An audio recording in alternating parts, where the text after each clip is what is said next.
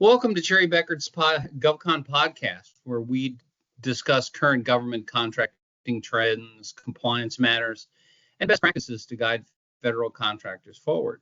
Today, we are discussing joint ventures, where we start by defining joint ventures and discussing the various aspects of these agreements and review the accounting for joint ventures. I'm Michael Cippel, a managing director on the advisory group with Cherry Bekaert, and with me today is Sarah Tucker, senior manager on the audit team. I think we'll just jump right into this and let's talk about what is a joint venture. Sarah? Hey, Michael, great to join you. So really starting from the basics here, a joint venture is where two or more companies are combining certain aspects and work towards achieving a business objective. They're formally created as a business entity, as such as a separate corporation or a partnership. Usually there's a limited or a defined duration for the arrangement, and the companies involved in a joint venture maintain their own separate business operations and continue to exist as they did before the joint venture. A formal agreement is really the core of that venture, and participants set forth to the extent that they'll exercise control over the venture's activities and profits. The agreement also outlines who provides services, equipment, support, etc., as well as terms about termination, splitting profits, and more. So there are various reasons that you would have a joint venture, and really joint ventures are advantageous because businesses pool resources and share risk, experience, and expenses to make a project successful and profitable for all the parties involved. It's a common business strategy among businesses seeking to achieve a common goal or reach a specific consumer market. When a joint venture is successful, participating companies share in the profit agreed upon in the contract. Likewise, when a failure in a joint venture results in all participating companies realizing a portion of the losses. More often than not, a company enters into a joint venture because it lacks the required knowledge, human capital, technology, or access to a market that might be necessary to be successful in pursuing the project on its own. Coming together with another business affords each party access to the resources of the other participating company without having to spend excess capital to obtain it. For example, let's say Company A owns facilities and manufacturing production technology that Company B needs to create and ultimately distribute a new product. A joint venture between the two companies gives Company B access to the equipment without purchasing or leasing it, and Company A is able to participate in the production of the product. It did not incur the cost to develop. Each company benefits from the joint venture when the joint venture is successful, and neither is left to complete the project on their own. So, Michael, what are some different types of joint ventures? That's a good question. And you can have, there's 4 different types of joint ventures people primarily talk about, and this is not intended to be an all-inclusive list, but obviously the types that we normally see are project JVs, where, say, 2 companies come together to accomplish one specific project.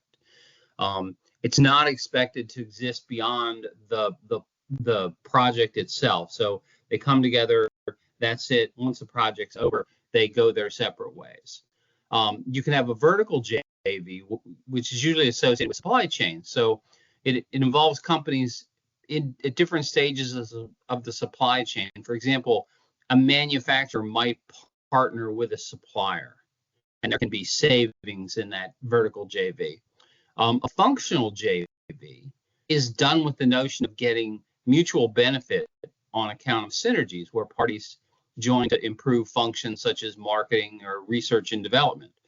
And then what we call a horizontal JV is normally between 2 companies that are in the same or similar line of business, that share a client base. And 2 companies in the same industry collaborate to combine their strengths and gain a competitive advantage. So if you're thinking, joint venture versus teaming agreement, what's the difference? Well, unlike a joint venture, a teaming agreement does not create a separate legal entity, but rather it's just a contractual relationship between the parties. A JV actually shares a legal entity and the risks associated with that entity. Whereas a teaming agreement, there is some risk associated, but each is its own entity. If it doesn't make revenue, the real loss is whatever the initial payment was to use or be involved in the product.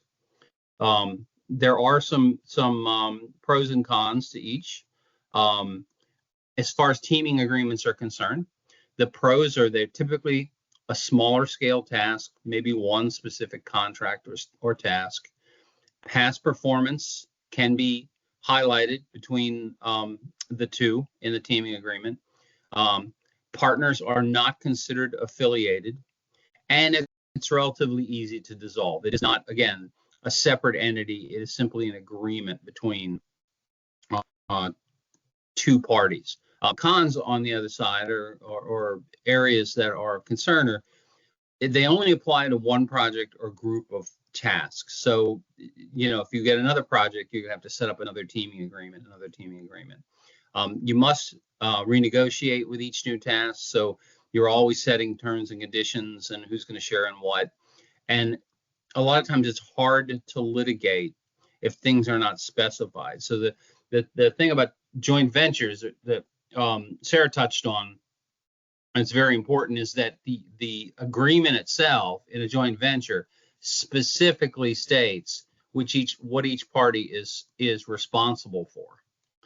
So when we look at a joint venture, the pros of a joint venture is there's usually a greater collaboration of resources. Overall, two or more parties are coming together and they're bringing all their resources to the table. You can rebrand a joint venture. You can, because the entity is separate from the other entities, you can call it whatever you want. You can rebrand it at some point if you want to change it. You can use shared performance experience, which is a key benefit in government contractors. So you're able to put together this company that's doing work directly with the government itself, and the performance experience and metrics of each company come together to make it a stronger proposal. It is, like we mentioned, a separate legal entity, and in some cases can test cultural compatibilities. The cons on a joint venture is members can be considered affiliated, which may impact small business status, and that's a lot to say in one sentence. I think the thought of any impact on small business status would be a great presentation for another time, because there are layers and layers that affect small business. Also, complex accounting structure requires more accounting work, because you literally are teaching you literally are treating the new entity as its own business with its own accounting setup. So, and then potential problems with JVs is the partners may not work well together, and then you've got to go to all the trouble of dissolving the partner or the joint venture. There can be disagreements or conflicting venture goals. You may require sharing of intellectual property, and one partner may not be as totally committed to it. It's one of those things where if you're both not in it, then somebody's going to feel like they're picking up the lion's share, and that's not always fair. Back to you, Sarah. Yeah, so you mentioned one of the pros kind of relates to government contractors. Luckily, you and I work a lot with government contractors, and there are particular benefits to forming a joint venture as a government contractor. The Mentor-Protégé program is a federal program that pairs new businesses with more experienced businesses to compete for government contracts. This program is designed to be mutually beneficial and an educational opportunity for those protégés. The Mentor-Protégé program allows for JVs to compete on the qualifications of the protégé. A Mentor-Protégé JV can compete as a small business for any small business contracts, provided the protégé individually meets individually qualifies as small. Further joint ventures may also pursue any type of set-aside contracts for which the protege qualifies, including contracts set aside for 8A, service-disabled, veteran-owned, women-owned, and hub-zone businesses. The Mentor-Protégé program, as you mentioned, might be a topic for kind of another podcast to really dive into. There's some nuance to the program. Let's kind of dive into the accounting for the joint venture, Michael, and give an update there. Sure. And, to both of us, accounting is near and dear to our heart, which is why we got into this business. First, as a joint venture, because it's a unique entity separate from the partners, it's set up as its own company. The JV agreement defines key aspects of setting up the joint venture. Specifically, the agreement defines the legal entity, it outlines the owner's responsibilities, and the profit sharing allocation. And, as a unique entity, the JV should be set up with its own bank account, balance sheet, income statement, and EIN code. So literally, it is its own thing. It is not a part of the other companies. The managing partner, who's named in the agreement, is normally responsible for the overall accounting setup and management of the JV. The JV partners need to think through where the entity's accounting will be maintained. In some instances, it's set up as a separate accounting platform, and in others, it's housed within the managing partner's accounting system as a separate entity. It's in the accounting system they have, and you're simply tracking it outside of the other partner's balance sheet and income statement. So within the joint venture, the balance sheet and income statement reflect all venture expenses and recognizes all the revenue as the work is performed. And then the profit or loss of the joint venture are then transferred to the co-ventures or the partners in accordance with the profit sharing allocation outlined in the JV agreement. So what about partners in the JV? Sarah, let's talk about that. Yeah, so as you mentioned, that JV is its own entity, and we have to kind of consider those partners separately. So partners participating in a JV typically account for joint ventures under the equity method of accounting outlined in ASC 323. ASC 323 goes into equity methods and joint venture accounting, and is not applicable if a company has significant influence. So significant influence is defined within that standard as control of the entity over 50% ownership, and over 50% ownership. JVs typically are structured so that each participating member has a share in the management of the joint venture, and that no partner has such significant influence or control. Under that equity method of accounting, the partners reflect their initial investment in the JV at cost as an asset on the balance sheet, and the partners' investment in the joint venture is adjusted each reporting period for the allocation of the JV's profit or loss through the income statement.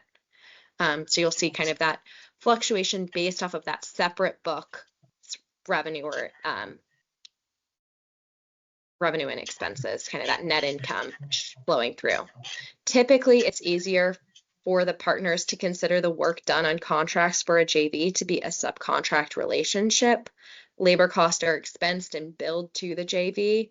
Within the accounting system, it's commonly tracked as a separate project, the work on that JV project.